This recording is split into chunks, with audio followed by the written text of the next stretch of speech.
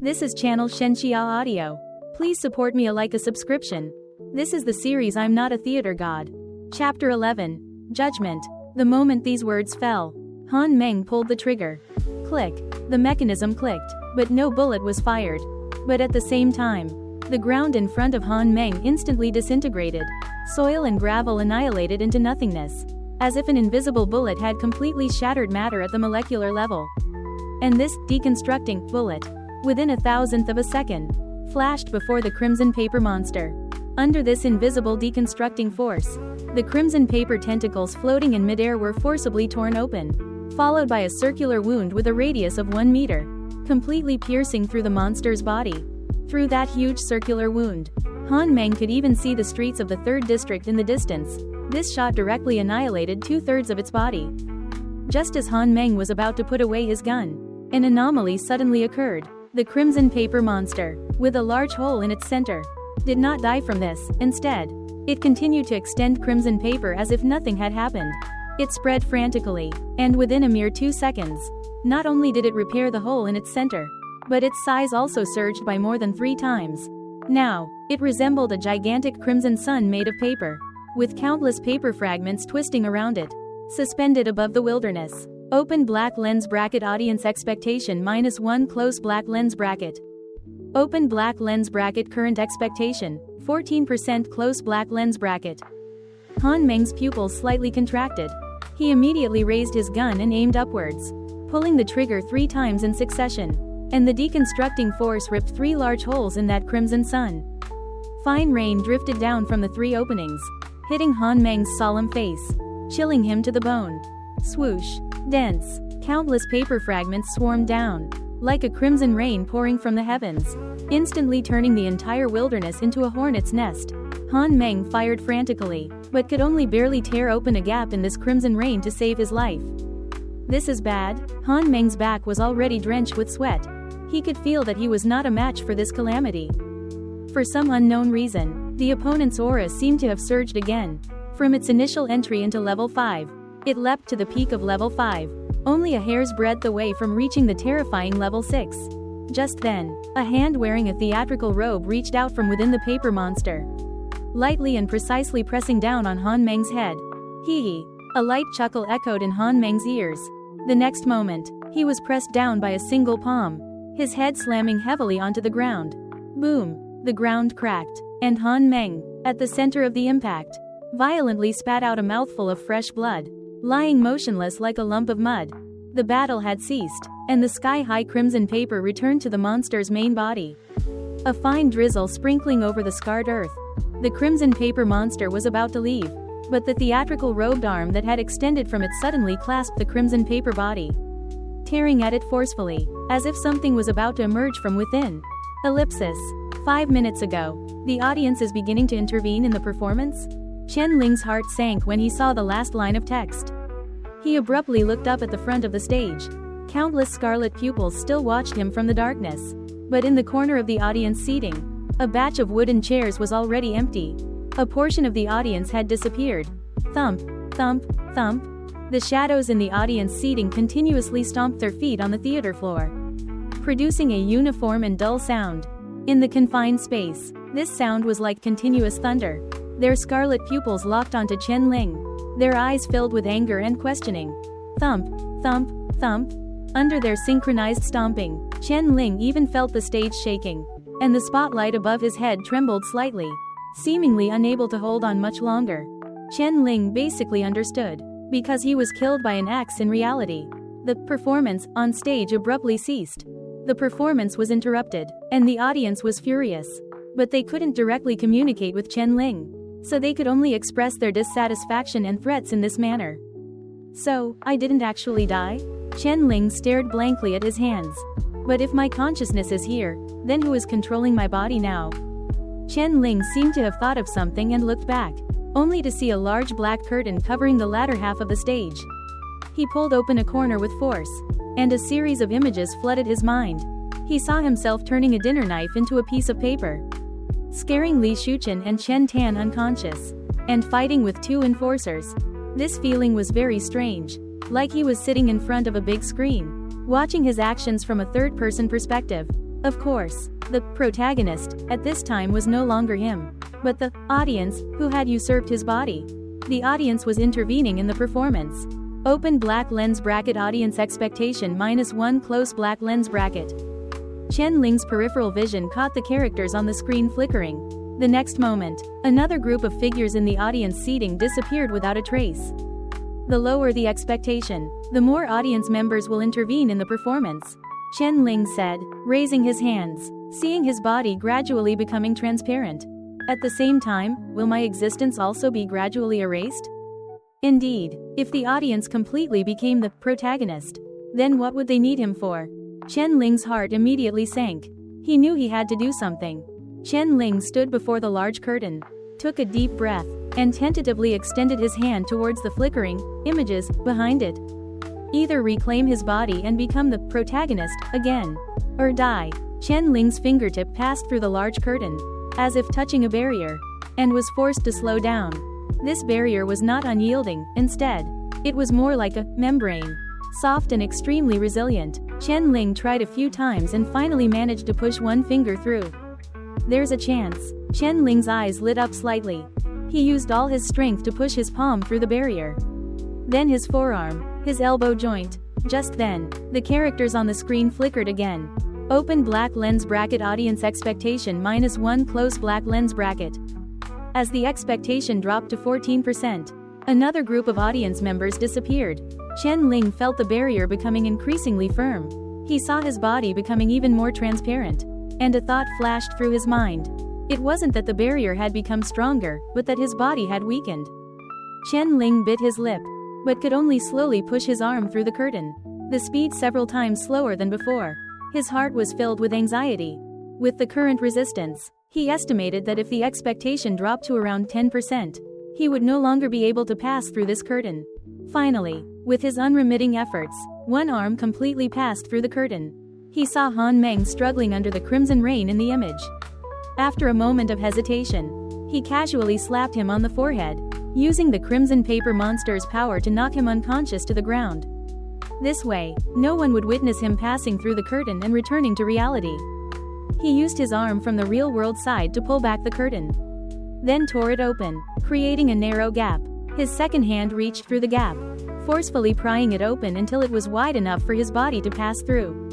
Chen Ling took a deep breath and plunged himself in. Chapter 12 Chen Yan. Rip. A figure in a red theater gown squeezed out the upper half of his body from within the crimson paper monster, hanging upside down in midair. Sensing Chen Ling's imminent return, the crimson paper monster struggled frantically. Its body began to turn transparent, like paper soaked in rain, becoming thinner and thinner. Chen Ling was suspended by it, flying close to the ground, swaying back and forth, making him dizzy. The torn paper opening continuously writhed, seemingly trying to swallow Chen Ling back, while Chen Ling desperately propped up his upper body, enduring the dizziness to wrestle with it. Just then, a completely drenched young man ran across the ravaged land, approaching them directly. Brother. A hand grabbed Chen Ling's arm and pulled him down forcefully. Chen Ling felt a surge of power. His lower body detached from the paper, and he passed through the gap between the theater and reality, falling heavily to the ground. The moment Chen Ling broke free, the paper monster in the air completely melted and vanished, as if it had never appeared. Chen Ling, draped in a red theater gown, lay supine on the muddy ground, breathing heavily. The rain clouds in the sky were dark and oppressive, and scattered raindrops slid down his hair. Amidst the spinning world, Chen Ling saw a familiar face appear before him, anxiously shaking his body. Brother, are you all right? The dizzy sensation gradually receded. Chen Ling focused his gaze and was slightly stunned. Yan, why are you here? The young man before him was none other than his younger brother, Chen Yan. In the original host's memory, Chen Ling had only two things he was proud of in his life. First, he had worked hard to become an enforcer. Second, he had a younger brother like Chen Yan. This wasn't to say that Chen Yan was exceptionally smart or talented. On the contrary, Chen Yan wasn't clever, his grades were among the lowest in his class, and he stammered when talking to others. He was the type of child most easily bullied at school. But ever since Chen Yan was a toddler, he would only follow him. Whatever he told Chen Yan to do, Chen Yan would do it. even when he was mischievous as a child and almost suffocated Chen Yan by burying him in the sand.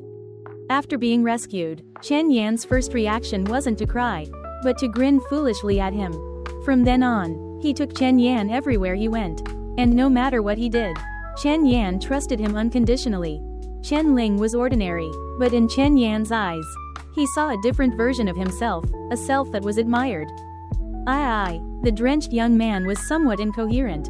After I woke up from my surgery, I was waiting in the hospital for you guys to pick me up. And then, I heard outside that a world-ending level disaster had invaded. And I was very worried about you guys. I took advantage of the hospital staff's inattention and secretly snuck out. I was just about to go home to find you. And then I saw you hanging from a monster. Weren't 2nd District and 3rd District sealed off? How did you get here? It seems the enforcers are short-staffed. They only sealed off the outside of 2nd District and 3rd District. But there aren't many people stationed between the 2 districts. So I secretly ran over. Chen Ling shook his head and finally managed to sit up. He looked at the face full of worry. His emotions incredibly complex. Li Shuchen and Chen Tan had set a trap to murder him. All to give his heart to Chen Yan, to save his life. In a sense, Chen Yan had caused Chen Ling's death. But on second thought, Chen Yan himself didn't know any of this. He was just a 15-year-old boy. He only knew that his parents said there was a way to cure him.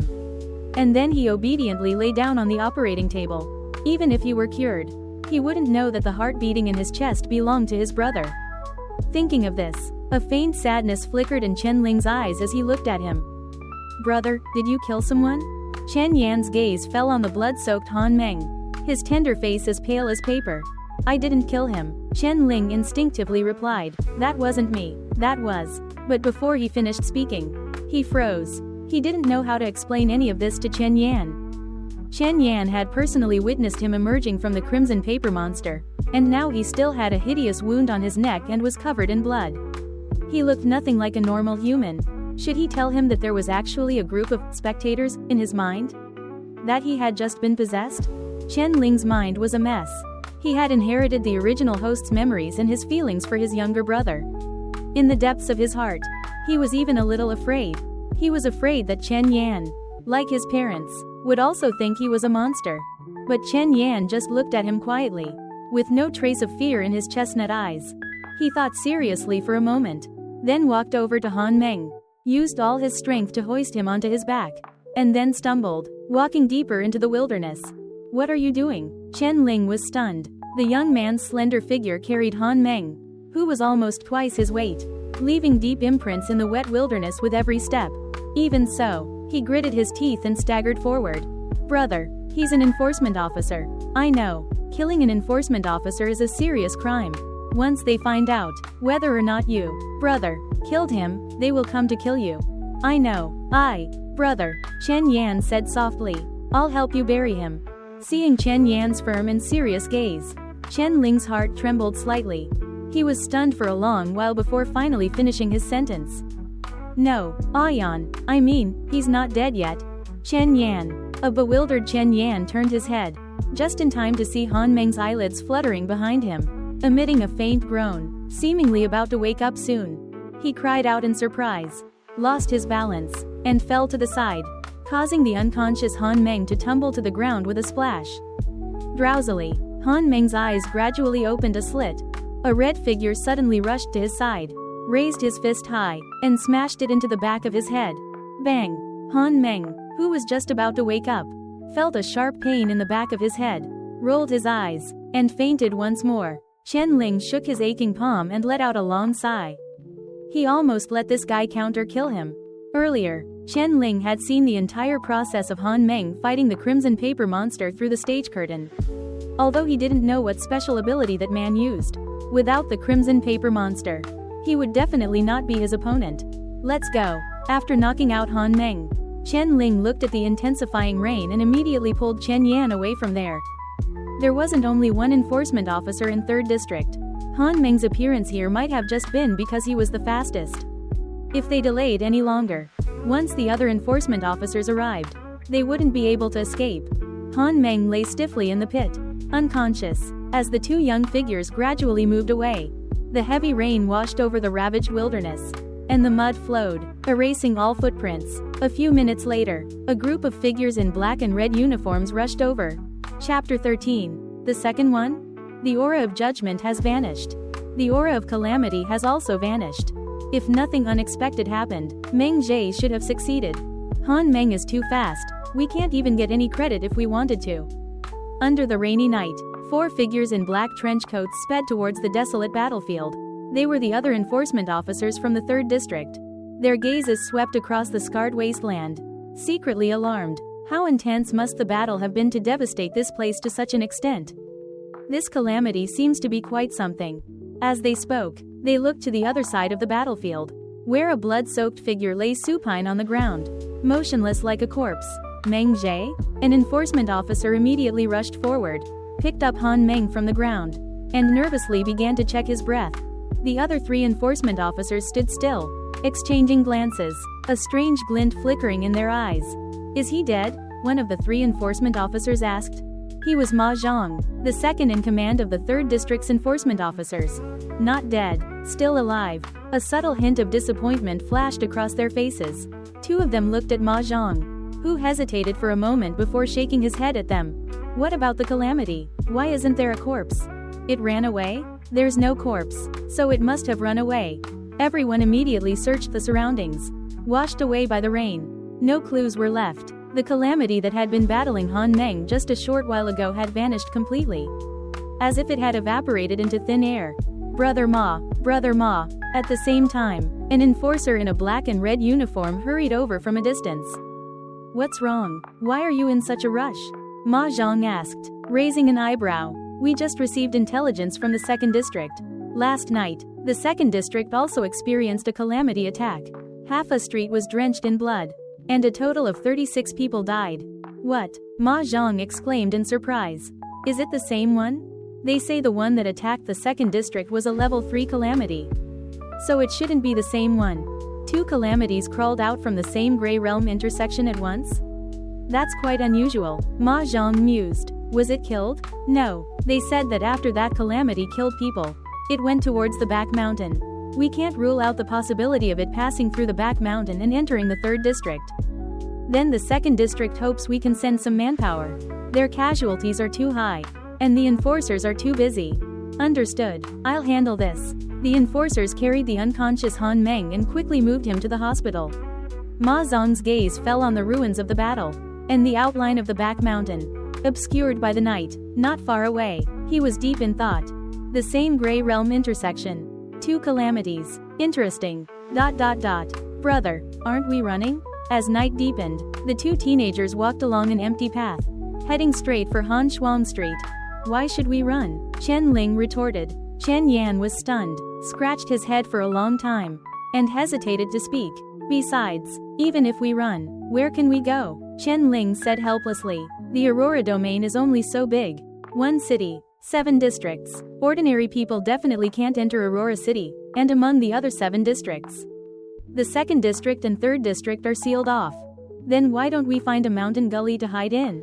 Hiding is useless. They'll find us sooner or later. We can't just keep retreating." Chen Ling vaguely retorted. In fact, Chen Ling himself wanted to find a place to hide, but he couldn't. Although he had now regained the stage, the audience's expectation was still stuck at 20%.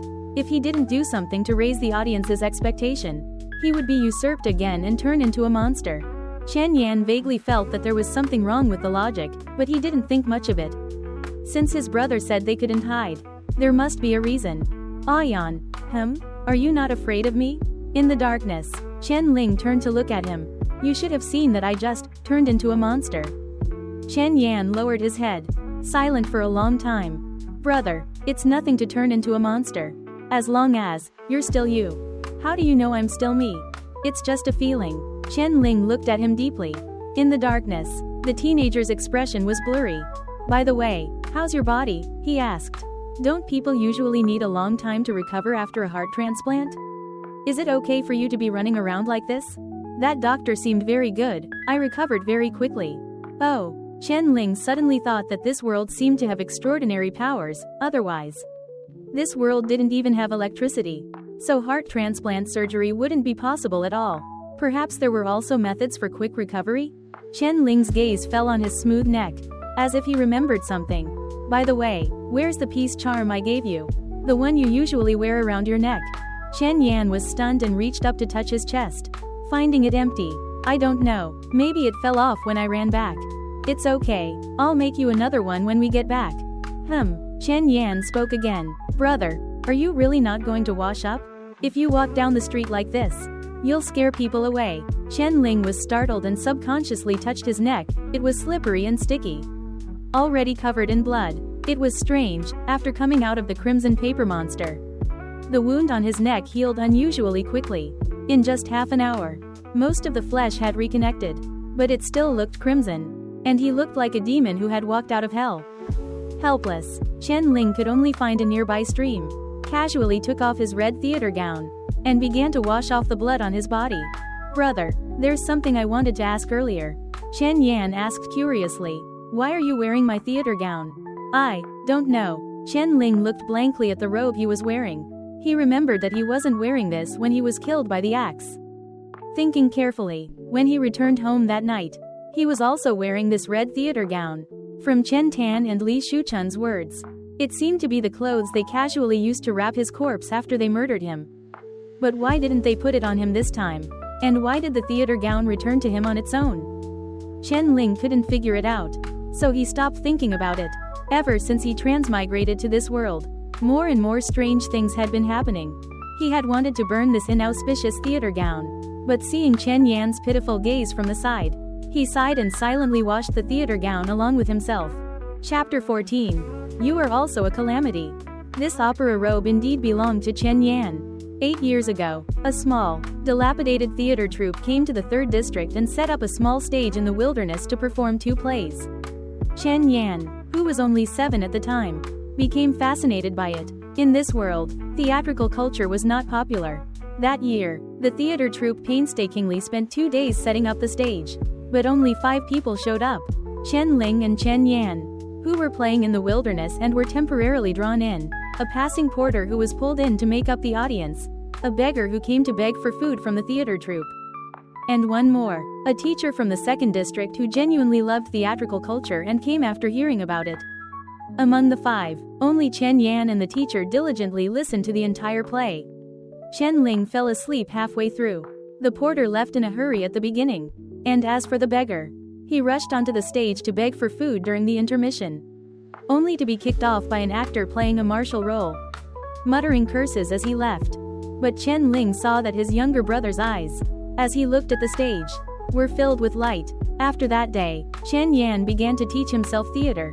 He found 2 books from who knows where, and every morning he would wake up early, practicing singing in his room, copying scripts, and even learning needlework to sew costumes.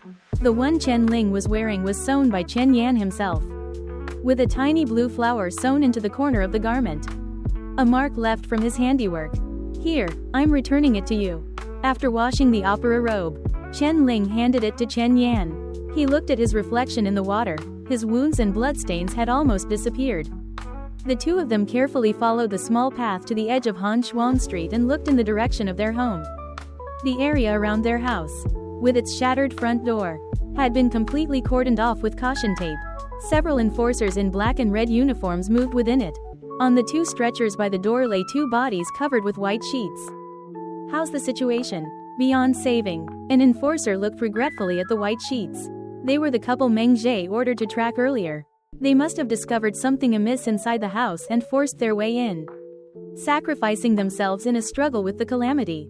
What about that couple? Are they dead too? No. The enforcer looked towards the doorway. At this moment, a man and a woman were being helped out of the house by other enforcers. Their pupils dilated, their faces pale, and their bodies trembling uncontrollably, as if their souls had been lost. They survived. Weren't they the first to be attacked by the calamity? Why did they survive? We suspect that although they were attacked first, they didn't resist. Those 2 enforcers angered the calamity by drawing their guns and shooting, which is why they were killed.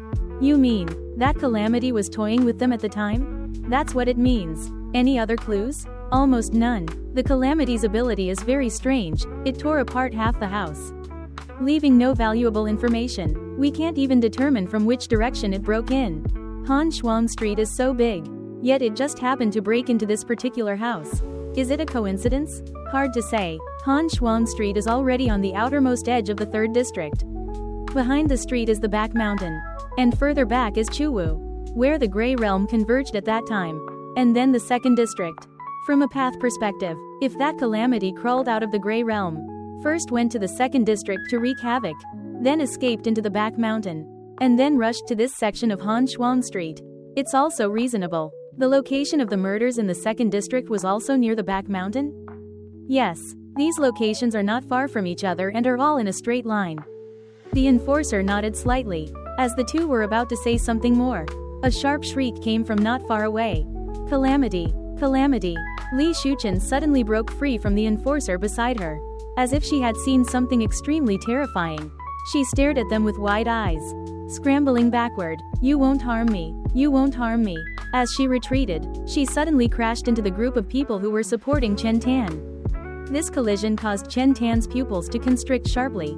He immediately curled into a ball, clutching his head with both hands, muttering meaningless sounds. His eyes also filled with terror. The numerous enforcers nearby exchanged glances, a hint of helplessness flashing across their faces. They weren't too surprised by this but skillfully tied them with ropes and stuffed white cloth into their mouths to prevent them from disturbing the public. Then walked directly towards the 3rd district headquarters. Seeing this scene, Chen Ling breathed a sigh of relief. Lin Doctor had said that among survivors who encountered Grey Realm convergence or calamity attacks, 80% would experience mental instability, and most would never recover. Now it seemed this symptom had also appeared in Li Shuchen and Chen Tan. For Chen Ling, this was fortunate, because only 4 people had personally witnessed him transform into a calamity. The 2 enforcers had already been killed by the audience. If Li Shuchen and Chen Tan revealed everything, he would immediately become a wanted man. Fortunately, now that Li Shuchen and Chen Tan were insane, his identity would not be exposed, and he could still walk openly on the streets as Chen Ling. Of course, this was on the premise that the enforcers would not find him later. It's still not safe. I should find a way to completely block their investigation. Chen Ling disliked taking risks. And he disliked his fate being in someone else's hands even more. His mind raced, trying to find the most secure method. Just then, a figure rushed out from beside him. "Dad, Mom!" Chen Yan exclaimed, rushing towards the 2 figures being led away, his haggard young face filled with anxiety. Chen Yan didn't know what had happened. He was just a 15-year-old boy, and now seeing his parents brought out from the ruins, it felt no different than the sky collapsing. Chen Ling's eyes narrowed slightly, and he instinctively wanted to grab Chen Yan. But after a moment of hesitation, he quickly followed closely behind Chen Yan, also calling out to Mom and Dad. Hearing their shouts, the enforcers all turned their heads, seeing 2 teenagers hurrying towards them. They then lowered their heads and began to review their files. This couple has 2 children, one 18 and one 15. We didn't find any bodies in the house earlier. I was just about to send people to look, but I didn't expect them to appear themselves. Alas, poor children. Quote. Several enforcers whispered among themselves. Chen Yan rushed in front of Li Shuchen, just about to say something, when Li Shuchen's pupils contracted violently. She somehow spat out the white cloth and screamed, staring ahead. "Calamity, you are also a calamity. Do you also want to kill me?" Chen Yan instantly froze. Chapter 15. It's you. At the same time, Chen Ling slowly walked behind him, his gaze passing through the many enforcers and meeting Li Shuchen's. The moment she saw him, Li Shuchen's pupils constricted again. It's you. Li Shuchen frantically tried to break free from the ropes, but other enforcers held her down.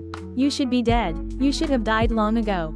Calamity, you are a calamity." Li Shuchen's roars echoed in the night, while Chen Ling stood quietly, his eyes filled with complexity as he looked at her. "Ayan, Ayan," he softly called to Chen Yan beside him. "You go wait over there first. I'll handle this." Chen Yan stared blankly at the crazed Li Shuchen, then was called back to his senses by Chen Ling's voice. And after a long silence, he still nodded. He walked alone into the dark corner of the wall where no one was, hugging his knees and curling into a ball, his body trembling uncontrollably. "What's going on? Can't even keep her mouth shut?" An enforcer glared at his colleague, immediately bent down to pick up the white cloth, and stuffed it back into Li Shuchen's mouth. Then he let out a long sigh and comforted him. Child, don't take it too much to heart. Your mother has gone mad. She doesn't even know what she's saying. For public safety, we will send them to a mental hospital for stable treatment. There is still hope for them to recover their sanity. Of course, during this period, you can visit them anytime. He gave the other enforcers a look, and they immediately understood, quickening their pace to transfer the two to headquarters. Chen Ling calmly watched this scene, an indescribable feeling in his heart. These two had raised the original host and then taken his life, from the original host's perspective. Their grievances had long been settled. Chen Ling inherited the original host's memories and also his emotions. He could vaguely sense that the original host didn't harbor too much resentment about this. Largely because he genuinely liked Chen Yan, his younger brother. If Li Shuqian and the other person had explained everything clearly to the original host, he would have been willing to exchange his life for his brother's. It's just a pity that the original host trusted them, but they didn't trust him, simply because he was an adopted child. You must be Chen Ling, right? A figure walked towards Chen Ling. Where did you go just now? Chen Ling turned his head, as if lost in thought for a moment, before speaking hoarsely. Sir, what happened here? I'm asking you now. He frowned slightly, but considering what the young man was currently going through, he hesitated for a moment before adding, a calamity broke into your home and frightened your parents. Fortunately, they didn't resist, so don't worry, their lives are not in danger for now. Oh, Chen Ling seemed to snap out of a dream. I took my brother to practice today. Practice what? Traditional opera. Chen Ling raised his hand. A neatly folded opera robe was clutched in his arms. Upon seeing this, the vigilance in the enforcer's eyes relaxed somewhat. After all, ordinary people don't usually carry opera costumes when they go out, so he mostly believed Chen Ling's claim of practicing, but still asked as per procedure. Where did you practice? Did anyone see you? Just that wasteland at the eastern end of Han Shuang Street. No one saw us. My brother is just thin-skinned and doesn't dare to sing in crowded places. Otherwise, he would have practiced right at the doorstep. The enforcer nodded. It's not safe outside lately. Don't run around. If you find anything suspicious, remember to find me. My name is Zhang Qin, and I patrol the streets in this vicinity every day. Okay, by the way, where's your brother? He was scared by mother just now and is hiding over there. Chen Ling pointed to the dark corner of the wall, where a small figure was huddled, seemingly crying. Zhang Qin glanced over there and nodded slightly. Just then, he seemed to remember something. Oh, right. How many children do you have in your family? 2. Zhang Qin's eyes narrowed. 2? Hearing the subtle shift in Zhang Qin's tone, Chen Ling's heart sank. Having been involved in performing for many years, he was highly sensitive to such subtle differences in dialogue. He immediately steadied himself and, feigning innocence, asked in return, "What's wrong? The records state that you have 2 children in your family. And you say the same." Zhang Qin slowly said, "But last night, we encountered your parents at Chuwu, and they said they were there to pay respects to their son. If both of your sons are alive, then who were they paying respects to?" The atmosphere suddenly solidified. "Oh, that's what you mean." Chen Ling's thoughts raced, and a look of understanding appeared on his face. Many years ago, after Mom and Dad had Ayan, Mom was pregnant again, but Mom wasn't in good health at the time. And the baby fell ill and died a few days after being born. Mom and Dad could only bury him in the back mountain. And every year on his birthday, they would go to pay respects. When this happened, Ayan was only about 2 years old and didn't understand anything. I only remember a vague outline. The last sentence was Chen Ling's contingency plan to prevent Zhang Qin from separating him and Chen Yan for individual interrogation. This way, even if Zhang Qin became suspicious and wanted to question Chen Yan further, it could be reasonably explained. Of course, he could also use the excuse of being too young at the time to avoid deeper questioning from the enforcer. A child who died young. Then, no wonder it wasn't recorded in the data. As it turned out, Chen Ling had overthought it. This enforcer named Zhang Qin didn't have such strong vigilance. He nodded, casually made a note, and then turned to leave. Chen Ling let out a long sigh of relief inwardly. He hadn't expected that on the night he returned, Li Shuqian and the other person had also gone to Chuwu and were caught red-handed by the enforcer. It almost blew his cover. Oh, right. Zhang Qin turned back again. Chen Ling, is he ever going to finish? Just as Chen Ling's heart was in his throat again, Zhang Qin pulled out a letter from his embrace and handed it to him. "We found this on Chen Tan. It's a summons from the enforcers for you. Report to headquarters tomorrow morning. Don't be late. After saying that, Zhang Qin left. This time, he was truly gone. As the enforcers left, Han Shuang Street once again fell into quietness. Chen Ling walked to the dark street corner. His mood complex. Yan. Chen Ling looked at Chen Yan, whose head was bowed, unsure what to say. Things had reached this point, even if Chen Yan was foolish. He would know that the calamity that attacked their home was himself. Although his body had been usurped by the audience at the time, he didn't know how to explain it to Chen Yan. Chen Ling, who was usually best at weaving dialogue, was uncharacteristically at a loss for words. Brother, Chen Yan spoke softly. I'm tired. Chen Ling was stunned. He never expected that Chen Yan would only say these 3 words. No anger, no questioning, no confusion. Chen Yan's chestnut eyes looked at Chen Ling, as clear and calm as usual. Chen Ling was stunned for a long time, realizing he couldn't fathom what the young man was thinking. He gently bent down and stroked his hair. If you're tired, then sleep. I'll watch over you. Their once warm home now had 2 large holes, and the living room was shattered beyond recognition. If a thief or a thief passed by, it would be a disservice to their profession not to take something. Chen Yan returned to his familiar bed, silently curling up in the quilt. Chen Ling walked to his side, leaning his back against the broken wall, and slowly sat down. Through the broken roof, he could see endless blue aurora dancing in the night, like soft ribbons covering the sky. This was the first time Chen Ling had quietly admired the aurora of this world. It was as if the moment he saw them, all the random thoughts in his heart disappeared, leaving only eternal peace. Brother, are you cold? Chen Yan's voice came from under the quilt. Not cold. Oh. Chen Yan said nothing more. After a long while, only the sound of even breathing lingered in Chen Ling's ears. After an unknown amount of time, Chen Ling's eyes gradually closed. He had fallen asleep. Chapter 16. Killing Rhapsody. Opening his eyes again, a familiar light filled Chen Ling's vision. I'm back again. Chen Ling adjusted to the brightness of the spotlight, his gaze slowly sweeping across his surroundings. The old stage, the black curtain, the packed audience seats. He was back in this nightmare. It seems that as long as I fall asleep or die, I'll return here, Chen Ling concluded from his past experiences. Since he regained control of his body, the audience members who had left returned to the theater. Although their gazes seemed somewhat displeased, at least they didn't try to attack again. Chen Ling's gaze naturally slid to the screen in the center of the stage. Open black lens bracket audience expectation, 24%. From the historical records, the moment he regained control of his body, the expectation automatically rose back to 20%. After the battle of wits with the enforcers, the expectation increased again, finally stabilizing at 24%. Last time I died, 50% of the expectation was directly deducted. If the expectation is below 50% next time I die, what will happen? Chen Ling didn't know the answer, but he guessed that if the expectation became negative, he would most likely die completely and have his body occupied by the audience, never to rise again. Just as Chen Ling was about to look away, he suddenly noticed a shaking small treasure chest that had appeared in the bottom right corner of the screen at some unknown time. He clearly remembered that when he first entered the theater, this thing wasn't there. Chen Ling hesitated for a moment, then tentatively reached out and tapped the treasure chest.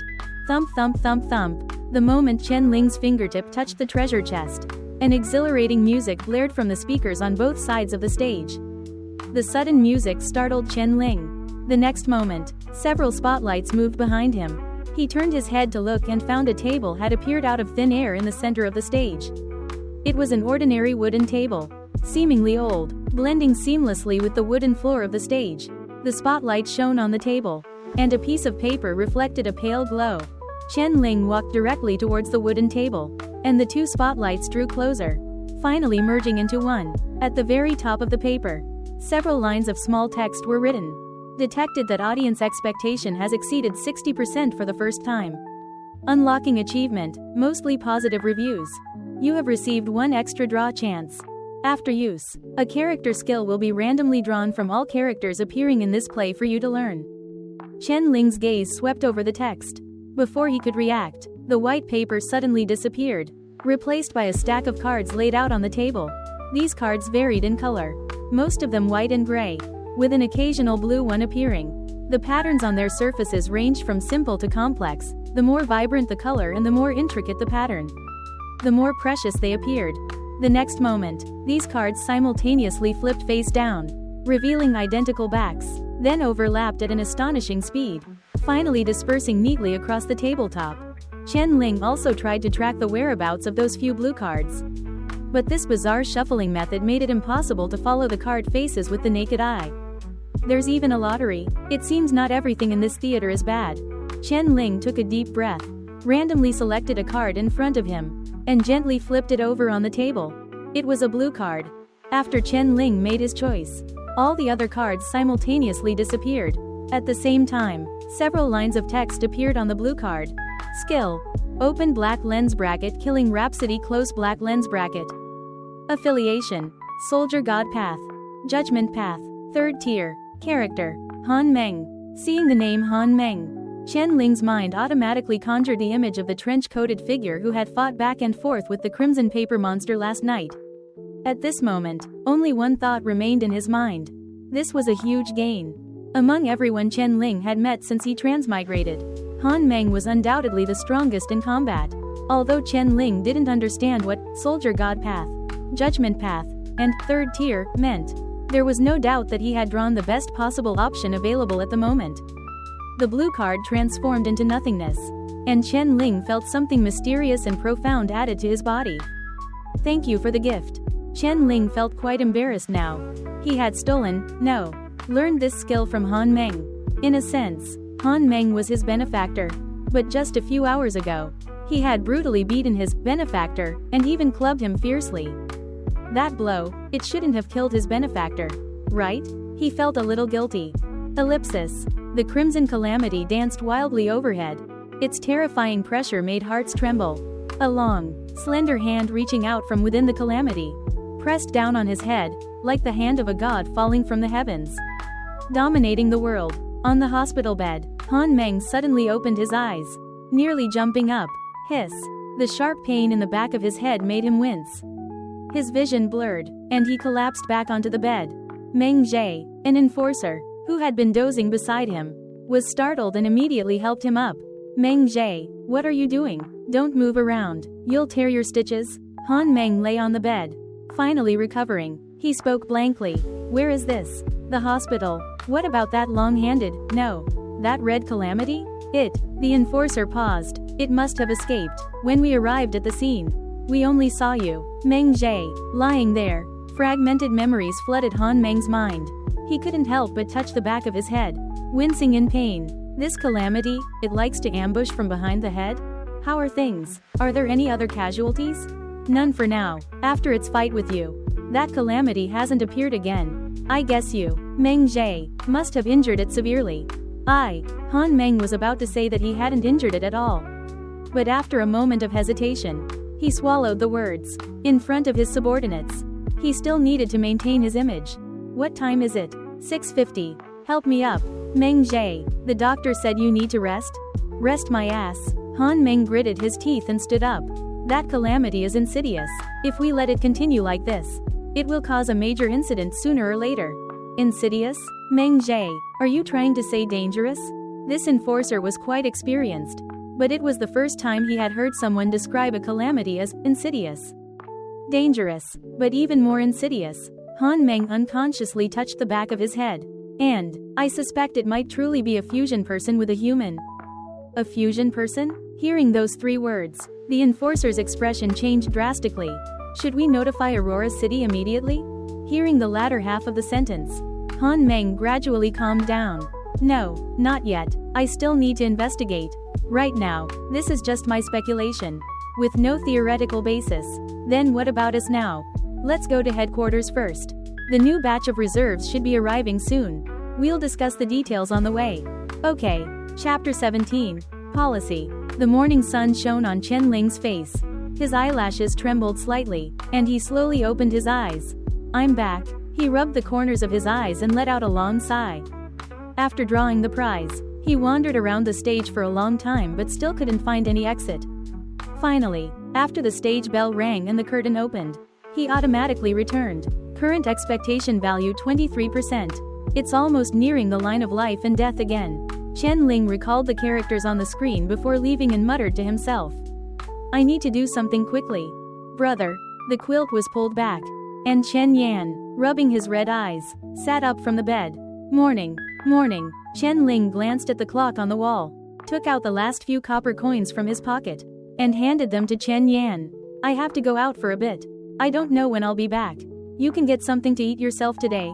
Brother, where are you going? To catch myself. Quote ellipsis question mark quote. Chen Ling put on a cotton overcoat, tucked the envelope given by the enforcer yesterday into his arms, turned around, and ruffled Chen Yan's head. Don't ask too many questions about the details. Just wait for me to come back obediently at home. Understand? Understood. Chen Yan nodded obediently. After watching Chen Ling leave, Chen Yan got out of bed and frowned when he saw the 2 large holes in the doorway. How am I going to fix this? He glanced at the few copper coins left in his hand, quietly put them away, and then took out a heavy hammer and wooden planks from the house to start comparing sizes. Just then, a figure appeared behind the large hole, startling Chen Yan. It was a man in a woolen overcoat, with a dark blue scarf around his collar and silver-rimmed glasses on his nose. Looking refined and intelligent, but at this moment, looking at the house with only 2 large holes left, a bewildered expression appeared in his intelligent eyes. He wanted to say something but felt it would be impolite, so he tried to knock on the door. But he searched around the house and couldn't find where the door was. He returned to the hole and looked inside. Can I help you? Chen Yan tilted his head. Is Mr. Chen here? Hearing his brother's name, a hint of vigilance flashed in Chen Yan's eyes. He sized up the man for a few moments and asked again. Can I help you? The man took off his white gloves, pulled an envelope from his overcoat pocket, unfolded it in his hand, and calmly spoke into the house. I heard that Mr. Chen needs a open black lens bracket Dr. Close black lens bracket. So, I've come. Ellipsis. The biting cold wind poured into Chen Ling's collar, making him shiver involuntarily. Young man, where are you going? Can I give you a ride? A lean, dark-skinned man pulling a rickshaw hurried to Chen Ling's side, grinning to reveal a row of yellow teeth. Chen Ling glanced at him. Enforcer headquarters. I know that place well. Just dropped off 2 people there. Are you all going to be reserves? How about this? I see you're faded. I charged them 10. I'll charge you 7. Want to go? Never mind. 6. 6 yuan. No less. I don't have any money on me. No money? The man frowned, glanced at him a few times, and walked away mumbling while pulling his rickshaw. No money and wants to be an enforcer. How unlucky. Chen Ling. Chen Ling thought that the people in this world had poor manners. He rubbed his frozen red hands and couldn't help but quicken his pace, walking towards the center of 3rd District. Before last night, Chen Ling had been thinking about how to prevent the enforcers from discovering clues and tracing him again. Now, he already had the answer. That is to become an enforcer. Become an enforcer, participate in all actions investigating disasters, and then interfere with them so they can never pinpoint him. I participate, I cause trouble, I run away. This was Chen Ling's current policy. Chen Ling walked through several streets and finally stopped in front of a giant building that resembled a glazed dome. So grand, Chen Ling looked up at the dome and couldn't help but exclaim. How much funding did this take to build? In this neighborhood full of 2-story mud houses, the appearance of such a unique building was as conspicuous and abrupt as an art museum suddenly appearing in a rural village in his previous life. At this time, several young people also held letters and hurried into the headquarters. They glanced at each other, politely smiling and nodding. The total number of people who passed the written examination in 3rd District was about 70. Generally, the elimination rate for the physical examination was also 50%, so only about 30 people became enforcers each year. Although this year's physical examination changed its format, the final elimination rate would not change. In short, everyone walking into this building now was a potential competitor. Chen Ling walked through the main gate of the headquarters. Under the glazed dome, several rows of people were already standing neatly. These people, like Chen Ling, were dressed in ordinary civilian clothes. They stood in rows of 10, each holding their head high, their chests puffed out, every muscle in their bodies tensed, looking like warriors ready for a summons at any moment. Chen Ling arrived quite late and could only stand at the edge of the last row. After he took his place, an enforcer scanned the list and nodded slightly. Everyone is here. Another enforcer picked up a prepared speech and was about to speak when the headquarters main gate was forcefully pushed open, and 2 figures slowly walked in. Han Meng threw the burnt-out cigarette butt to the ground and crushed it with his foot. The 4 silver pattern on his black trench coat shimmered. His gaze calmly swept over all the reserves. And an inexplicable sense of pressure instantly enveloped everyone's hearts. Except for Chen Ling. Chen Ling raised an eyebrow in surprise. His gaze subconsciously falling on the back of Han Meng's head. He hit him so hard yesterday. And he's already recovered today? Is this guy's head that hard? It's Han Meng. It's really him. He came too? Who is Han Meng? He's the law enforcement officer chief of our 3rd district, and the only 4 pattern enforcement officer in 3rd district. They say he's a super genius. Promoted to 4 pattern at 24. And once even crushed all the contemporary enforcement officers in Aurora City. He's the light of our 7 districts. Crushed contemporary enforcement officers in Aurora City? Is that true? If he's so amazing, why wasn't he recruited into Aurora City? I don't know. They say he had a grudge with some big shot in Aurora City. I heard he's very good at fighting. My mom really likes him. How old is your mom? Almost 50. Quote. With Han Meng's appearance, the reserves immediately began to whisper. Even the many enforcers standing nearby subconsciously straightened their backs. Their expressions serious and solemn. Han Meng stood still under the dome and suddenly felt a chill on the back of his head. As if someone was scrutinizing his weakness. He subconsciously looked back and saw a group of reserves secretly watching him. After meeting Han Meng's gaze, all the reserves lowered their heads, not daring to discuss any further. And the entire headquarters fell silent. My name is Han Meng, and I am the highest ranking officer in 3rd district. Han Meng adjusted his mindset and slowly began. The next 3 days will be your physical assessment. Out of these 72 people, only 30 will remain. 30 people, that's even lower than the expected pass rate. Chen Ling mused. This ratio also surprised the other reserves, who couldn't help but exchange glances again, their eyes filled with confusion. However, among these 30 people, 3 will receive early qualification to enter the Soldier's Path Ancient Treasury. When Han Meng said this, the entire headquarters erupted in an uproar, and even the enforcers standing nearby widened their eyes. Chen Ling didn't understand. Among the many reserves present, more than half also didn't understand. Seeing this, Han Meng unhurriedly began to explain. Do you know the difference between an enforcer and an enforcement officer? Chapter 18 Shinto. Everyone shook their heads. An enforcer and an enforcement officer. A single word separates them. Yet the difference is like heaven and earth. This isn't a difference in official rank, but in power. An enforcer is just an ordinary person with enforcement rights, while an enforcement officer possesses a divine path of their own. Legend has it that before, there were 18 divine paths in the world, each distinct, but with the passage of time and the decline of civilization, only 14 of the 18 divine paths remain today. These 14 paths are Book, Medicine, Soldier, Huang Shendao, Yellow God Path, Skill, Chess, Drama, Puppet, Shaman, Strength, Divination, Thief, and Prostitute. It is rumored that each divine path leads to a divine position. If one completes all of them, they can transcend the mortal coil and ascend to godhood. And the enforcers of our Aurora domain wield the Soldier God Path among the 14 divine paths. According to the regulations for enforcers in Aurora City, every enforcer, after 3 years of full employment, gains 1 opportunity to enter the Soldier's Path Ancient Treasury. If they pass the trial within the Ancient Treasury, they have a chance to be chosen by the Soldier God Path and officially embark on this divine path. Once you embark on a divine path, Aurora City will change your status, promoting you from an enforcer to an enforcement officer. After hearing Han Meng's explanation, everyone's eyes lit up. Complete the divine path, and you can ascend to godhood. This held immense appeal for a group of recently adult children. In Chen Ling's mind, the scene of the Crimson Paper Monster fighting Han Meng last night automatically reappeared. Han Meng seemed to have opened some mysterious domain, and then he became extraordinarily fierce. Was that the power of the Soldier God Path? Excuse me, is entering the Ancient Treasury the only way to obtain a divine path? Someone in the crowd asked cautiously. Theoretically, no. Han Meng shook his head. The key to embarking on a divine path lies in gaining the divine path's recognition. If you possess extraordinary talent in a certain divine path, or if the divine path believes you are destined to walk that path, then it will naturally guide you. Such people, we call them open black lens bracket divine grace persons close black lens bracket. I once met a young man from the South Sea domain. He began painting at 3.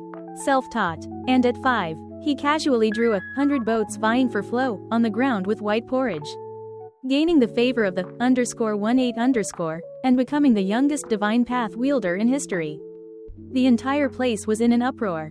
However, those chosen by a divine path are as rare as phoenix feathers and keelin horns. The vast majority of people who wish to embark on a divine path can only do so by entering an ancient treasury. Of course, not all ancient treasury are within the human realm. Some ancient treasury are located at the intersection of the _28_ and reality, making them extremely difficult for ordinary humans to reach. This also leads to very few people being able to enter and pass the trials. To embark on these divine paths, one can only rely on obtaining divine grace, which is why these divine paths have extremely few adherents. For example, Huang Shendao, Yellow God Path, God of Drama, Thief God Path, and Prostitute God Path. In short, these 14 divine paths are the only transcendent paths recognized by the human realm, and in the Aurora domain. The choice for most people is only the Soldier God Path. The only ones recognized by the human realm? Chen Ling asked. So, there are also paths that aren't recognized? Han Meng glanced at him, was silent for a moment, but still replied, yes, and quite a few, such as the Fusion faction, who attempt to abandon their human identity and actively fuse with disasters, and the Zhangtian sect, cultists who worship the Red Star of Disaster. However, you must never touch these paths. Once someone embarks on these paths, there is only one outcome: they will be hunted down by all of the human realm, and then exterminated. Upon hearing the 4 words, exterminated, Chen Ling's heart skipped a beat. If he wasn't mistaken, the audience within his body should be a disaster. So, did that count as him fusing with a disaster? Chen Ling didn't know, and he didn't dare to ask. He suddenly felt that his previous decision not to seek help from the enforcers was a very correct one. If he truly was a fusion person, then the enforcer's first reaction upon learning of this would likely be to eliminate him along with the disaster within him. Looking at the solemn and imposing group of enforcers not far away, Chen Ling's palms began to sweat. Open black lens bracket audience expectation plus 10 close black lens bracket. Open black lens bracket current expectation, 33% close black lens bracket. 2 lines of characters flashed in the void before Chen Ling's eyes. He couldn't help but curse the audience for being perverse in his heart.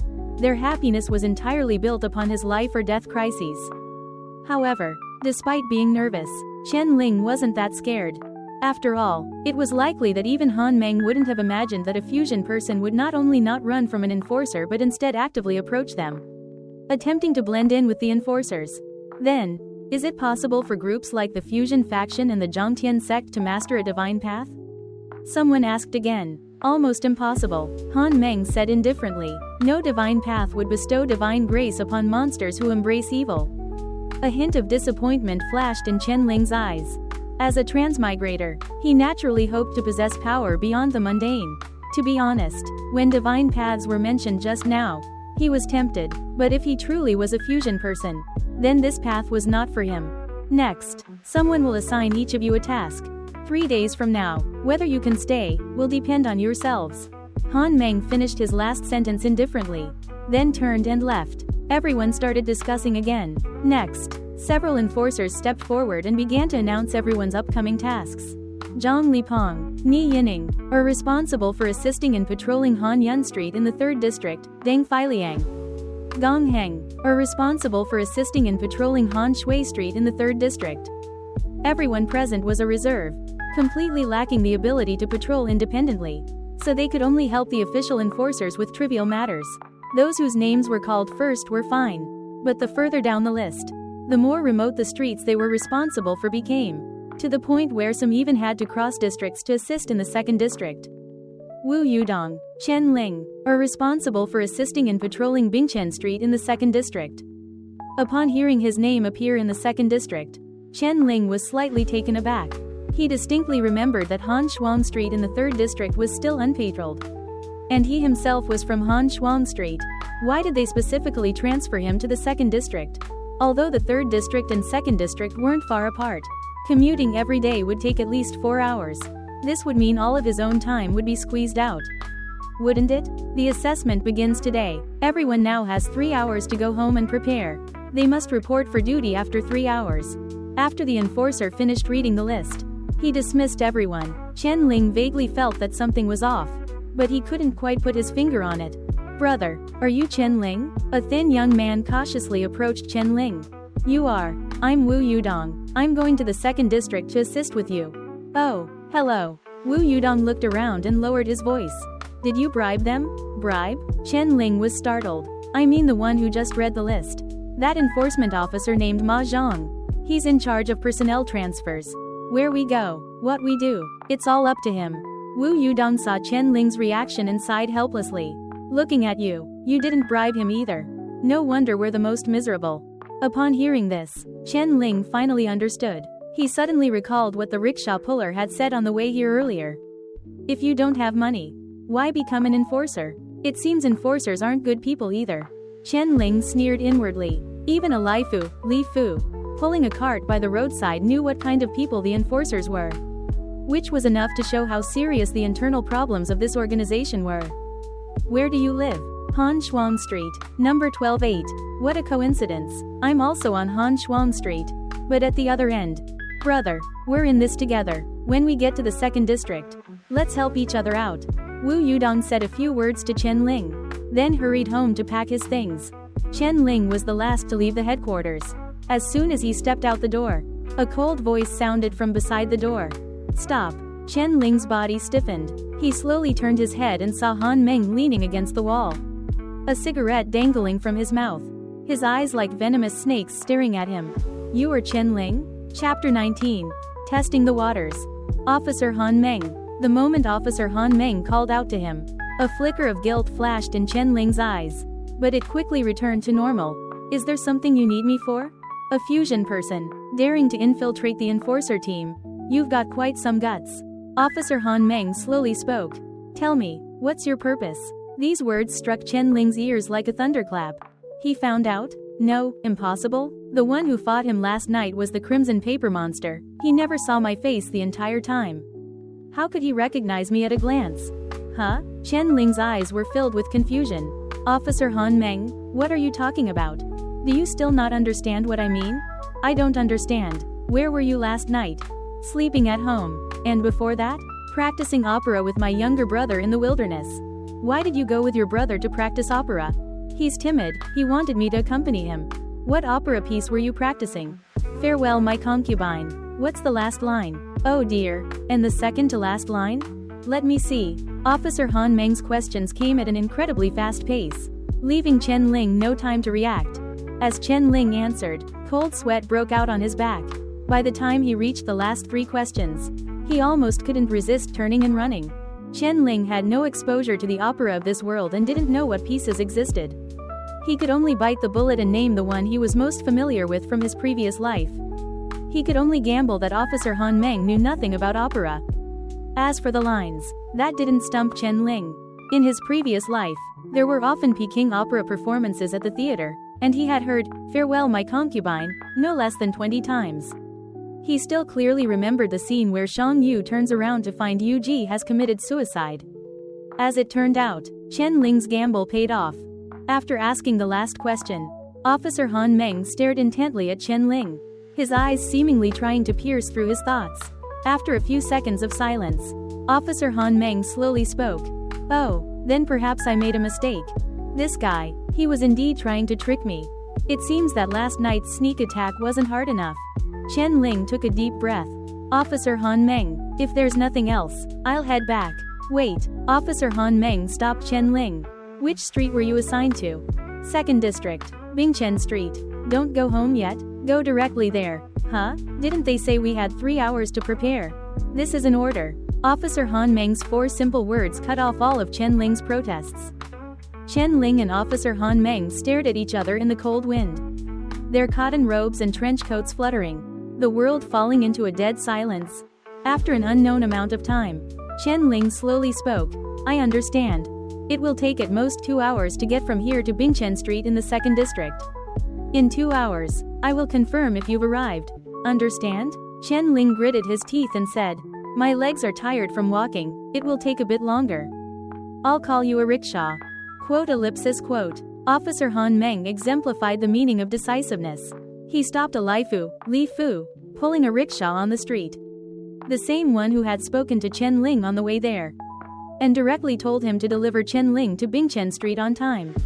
With Officer Han Meng covering the fare. So, under Officer Han Meng's watchful eye, Chen Ling reluctantly got into the rickshaw and headed straight for the 2nd district. Watching Chen Ling leave, Officer Han Meng stomped the burnt-out cigarette butt under his foot and snorted coldly. Meng Zhe, why are you targeting him? Zhang Qin walked over, puzzled. Don't you find it strange? Officer Han Meng calmly replied. On the night the Grey Realm intersected, Li Shuchen and Chen Tan went to Chuwu in the rain, saying they wanted to pay respects to their son. The next day, the calamity just happened to break into their house, killing 2 tracking enforcers, but sparing only the 2 of them. And during this process, the 2 Chen brothers happened to not be home and also had no alibi. But, paying respects to their son has already been explained. They had a child who died young many years ago. You're missing the point. Huh? The point isn't going to pay respects to their son, but doing so before dawn, in a great storm rarely seen in the Aurora domain in 10 years. Do you think a child who died young, for whom they had little affection, would be worth doing that? This, Zhang Qin was speechless. The child who died young, and practicing opera, are both Chen Ling's unilateral statements. With no evidence, Officer Han Meng patted Zhang Qin's shoulder. As enforcers, we must see with our own eyes, not hear with our ears. I understand, Meng Zhe. If you understand, then come with me to 128 Han Shuang Street. To do what? Chen Ling has already been sent away. All that's left is to interrogate Chen Yan. Officer Han Meng's eyes narrowed slightly. Ellipsis. Thump, thump, thump. The rhythmic tapping of the hammer drove the nail little by little into the wall. As the wooden boards were neatly laid on the wall, the original large hole was gradually mended. Chen Yan wiped the sweat from his face, fixed the last board in place, and then sat breathlessly in a chair.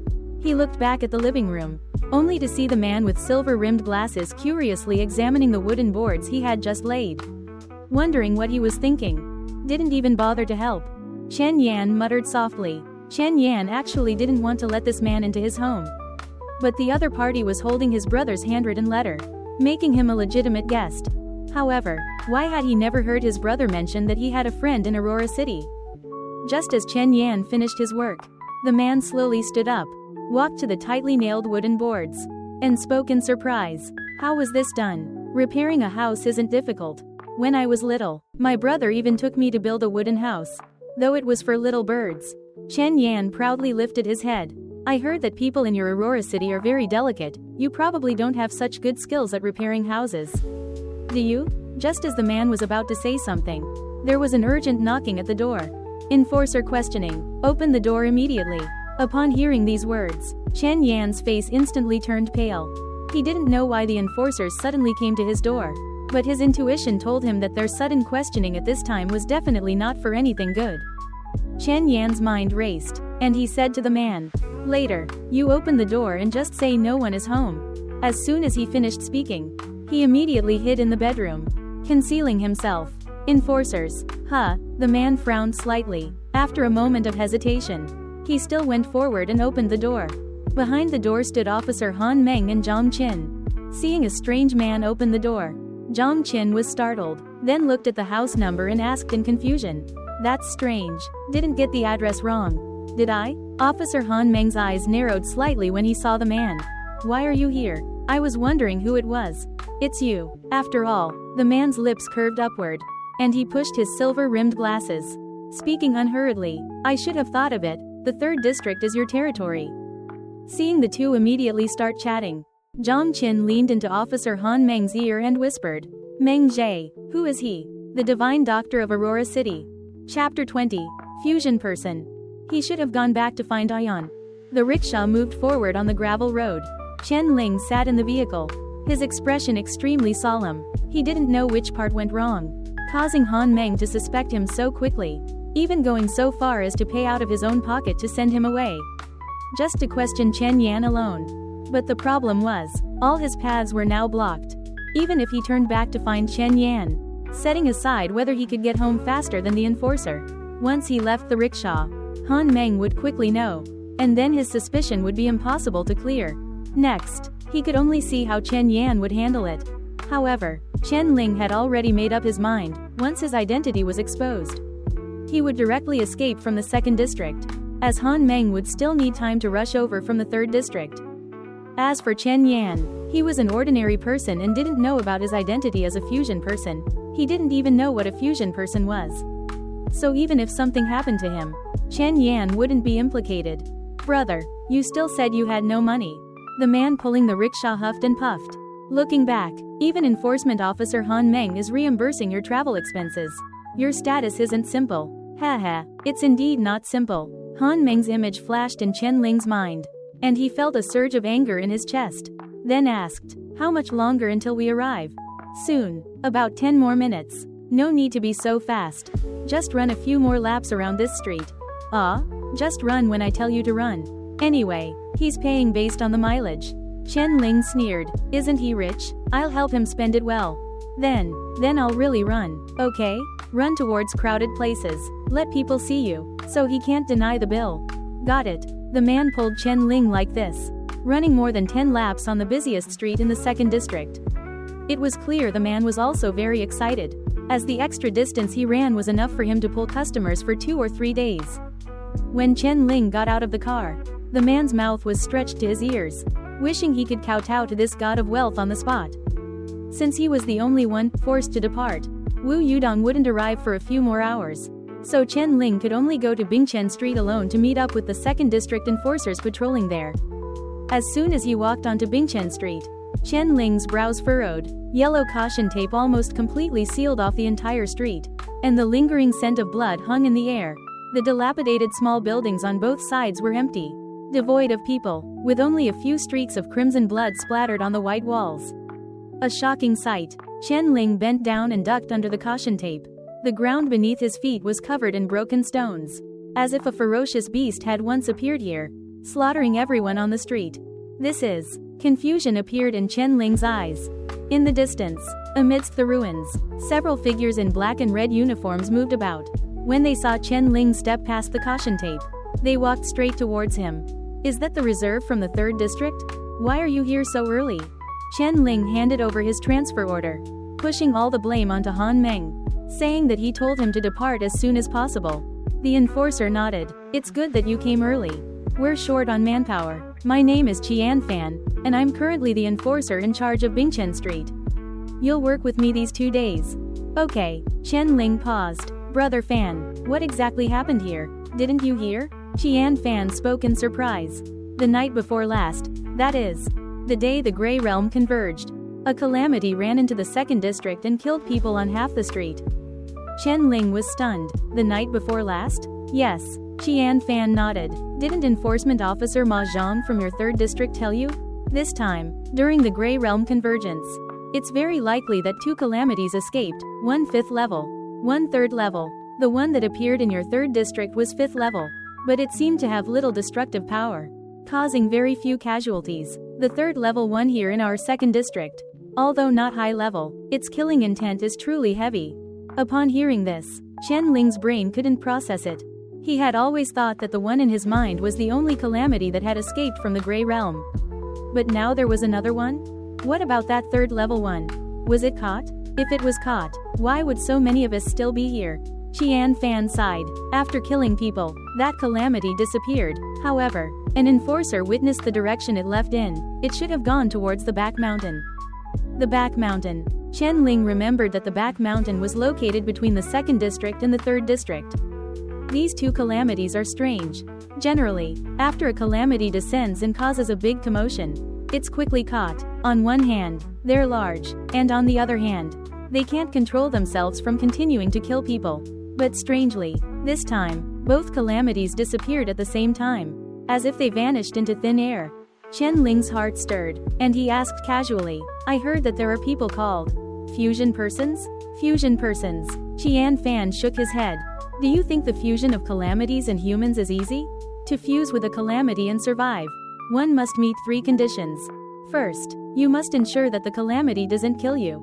This alone is enough to eliminate 99% of calamities, as most calamities have no self-control. You could say that someone first beat it to near death. That's also possible, but the next problem is, you have to ensure that your physique is compatible with it. This kind of thing is completely unpredictable. A human and a calamity are not the same species at all. For the two to be compatible is as improbable as picking up a random stone and finding that its natural texture happened to spell out your name. Even if you're really lucky and meet the first two conditions, you still have to ensure that after fusing with the calamity, you won't be driven insane by the other party's will. As far as I know, most fusion persons are lunatics. And they don't live for more than a few years. Chen Ling retorted. So, according to you, the probability of a fusion person appearing is close to zero? That's right. Qian Fan nodded. However, I heard that someone in the fusion faction is already researching methods to increase the success rate of fusion. I don't know how far they've progressed. Originally, Chen Ling had always thought he was a fusion person. But after hearing Qian Fan's description, he felt that something wasn't right. His connection with the audience was entirely established upon the theater, and it didn't seem to involve the fusion process he spoke of. Although these audience members did occasionally drive him mad. At the same time, a thought flashed through Chen Ling's mind. Since he wasn't considered a fusion person, then was it possible that he could also master a path of his own, a path to godhood?